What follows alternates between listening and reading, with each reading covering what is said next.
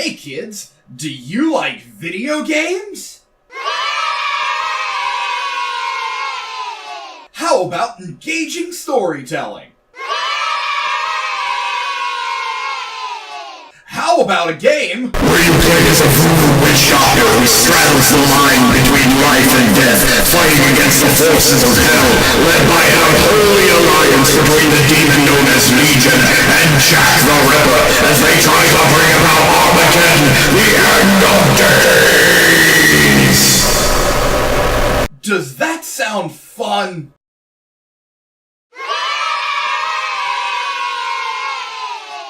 Well, it's not!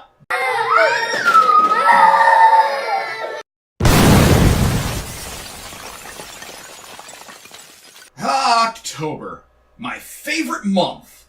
The leaves are changing, the air is getting cold, and it's now socially acceptable for me to pull on my Ugg boots and inject pumpkin spice directly into my fucking eyeballs.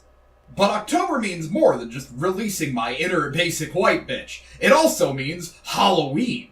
My favorite holiday. And my birthday.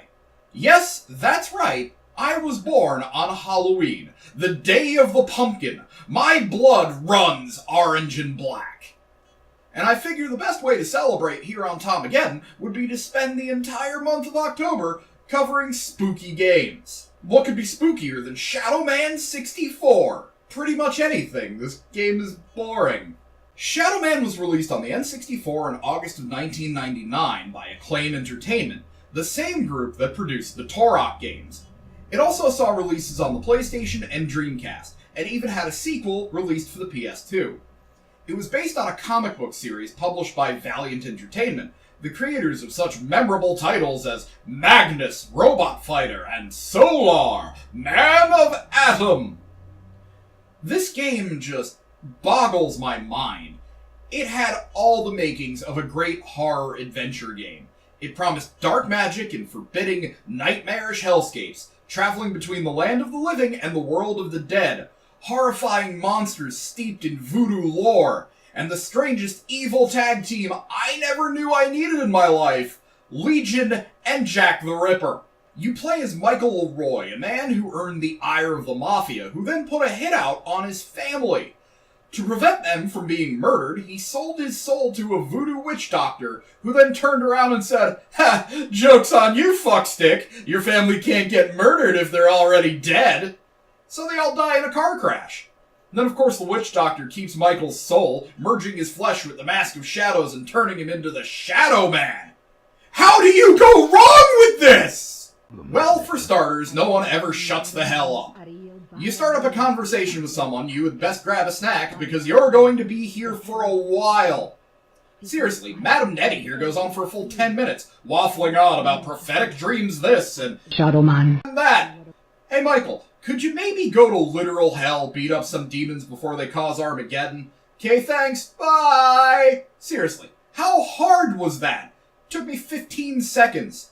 And she's not even the worst. This Irish snake bastard spends even more time chewing your damn ear off.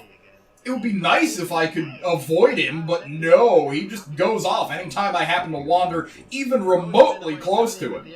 Even when he doesn't have anything new to say, he'll just launch into the same damn 10-minute unskippable cutscene where he yammers on and on about fucking nothing useful. Armageddon will already be over by the time he decides to shut the hell up. 30 minutes in, and there's been maybe a solid 2.5 of actual gameplay. Even Michael gets in on the unskippable monologue bonanza. Every time you discover a new area, he goes off on a full 2-paragraph tangent about, darkness, dead parents, I am the night. It's like if the Spirit in Batman had an incessantly brooding voodoo baby. The gameplay sucks.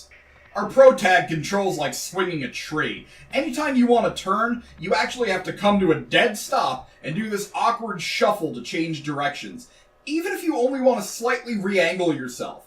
This is the most obnoxious thing, especially during combat, because if an enemy manages to get behind you, good luck turning around before they murder the shit out of you. When the controls aren't making it infuriatingly difficult, combat is actually incredibly boring. There are a variety of weapons in this game, but fuck them. You'll only ever really use the standard blast attack. Combat consists of locking on with the right bump, then strafing left and right and shooting until whatever you're fighting dies. It doesn't matter what the enemy is, the tactic remains the same. Lock on, strafe, shoot. Zero variation. Even during boss fights. This is supposed to be a horror game. I'm supposed to dread encountering enemies because they're scary. Not because fighting them is more tedious than filing my fucking taxes. There's actually only one enemy in the game that gave me a legitimate scare. This thing. Just listen to the noise it makes. That is seriously off-putting.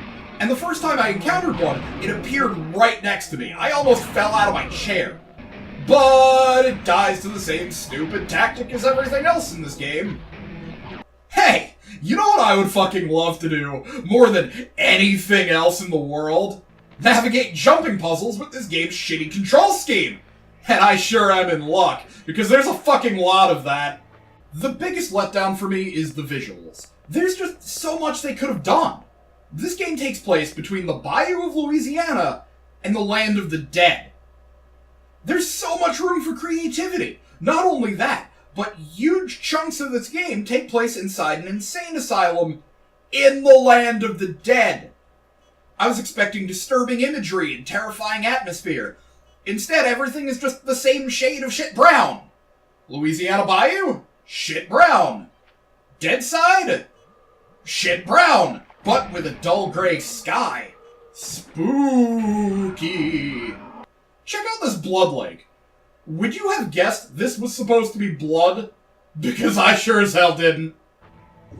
Speaking of the blood lake, check out this swimming animation.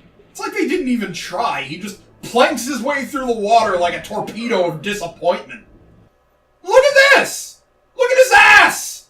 It's like a shelf! I can store my knickknacks on that thing! At first, I thought I would finally get some interesting imagery, some effort, once I reached the asylum. And I'm not gonna lie, this first view of the place was really promising. It looks so spooky and forbidding, and I love it, but it's really just more of the same. Now things are steel gray and shit brown with occasional lava pools. Nothing stands out, nothing looks exceptionally different. And to top it all off, this game requires an insane amount of backtracking. You have to revisit the same areas over and over and over again, and the game is stupid long. It's over 40 hours! 40 hours of this! This game was just so disappointing. It had what is, in my opinion, a totally awesome concept. I mean, come on! Jack the Ripper teaming up with Legion to cause Armageddon? Voodoo magic? Undead insane asylum? How could it have gone so wrong? In the end, it was just boring. There was just so little effort put into this game. It looks like shit, it plays like shit, it has pointlessly long cutscenes in which NPCs vomit useless information at you and you can't skip them. The game forces you to visit the same location 100 times over to the point where everything just blends together. The monsters had the most potential, if you ask me. They were pretty cool looking and decently creepy. But because you could just use the same stupid tactic to kill all of them, I generally didn't even pay attention to what I was fighting. Shadowman is basically the video game equivalent of gruel. It's just bland, tasteless mush. You don't enjoy it, you just consume it.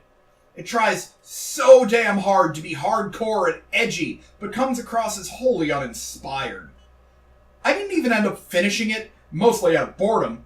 After 30 hours with virtually no progress, something within me kind of snapped. But also, I don't want to stop Legion and Jack the Ripper. Oh no! Everything about this game deserves oblivion. I want to see it all burn. I want to bathe in the ashes, to deafen myself with the screams of all who inhabit this sinful world. Die, Shadowman! Die! Return to the deepest recesses of hell from whence you came. Well, anyway, I've been Tom. Thanks for watching Tommageddon.